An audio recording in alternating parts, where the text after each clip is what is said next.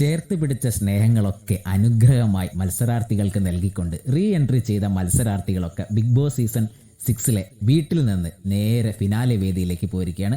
ഒപ്പം big boss അടിപൊളി ഭക്ഷണം ഇവർക്ക് അറേഞ്ച് ചെയ്തിട്ടുണ്ട്. അതെല്ലാം ഒരുമിച്ചിരുന്ന് കഴിച്ച് ഇവർക്ക് ഇഷ്ടപ്പെട്ട മത്സരാർത്ഥികളെ ചേർത്ത് പിടിച്ച് എല്ലാവരും പരസ്പരം അങ്ങോട്ടും ഇങ്ങോട്ടും സ്നേഹം പങ്കുവെച്ച്, നമുക്കറിയാം ജാസ്മിൻ ഗബ്രിക്ക് വേണ്ടി വാഴയിലയിൽ ഒരു പേരെഴുതിയിരുന്നു. അത് ഗബ്രിക്ക് സമ്മാനിക്കുന്നു.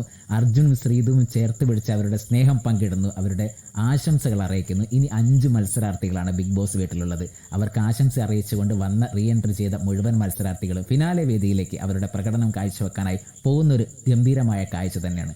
നമുക്കറിയാം, ആടുജീവിതം എന്ന നോവലിൽ ബെന്യാമിൻ പറഞ്ഞൊരു കാര്യമുണ്ട്: നാം അറിയാത്ത കഥകളൊക്കെയും നമുക്ക് കെട്ടുകഥകൾ മാത്രമായിരിക്കും.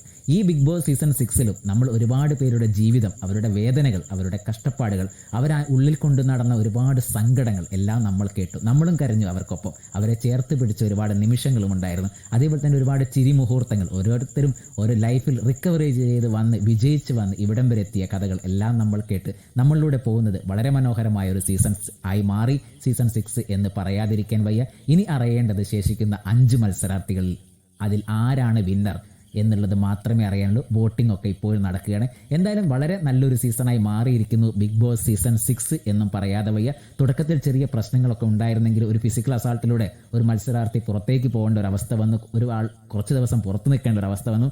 എന്നിരുന്നാൽ പോലും ചില നല്ല നിമിഷങ്ങളൊക്കെ നമ്മളിലേക്ക് തന്ന് ഈ മത്സരം ഇവിടെ അവസാനിക്കുകയാണ്. ഇനി കുറച്ച് മണിക്കൂറുകൾ മാത്രമേ ഉള്ളൂ ഫിനാലേക്ക്. എന്തായാലും നമുക്ക് മറ്റു വിശേഷങ്ങളും വാർത്തകളുമായി ഉടനെ വരാം. എല്ലാവർക്കും നല്ലൊരു നേരം ആശംസിക്കുന്നു.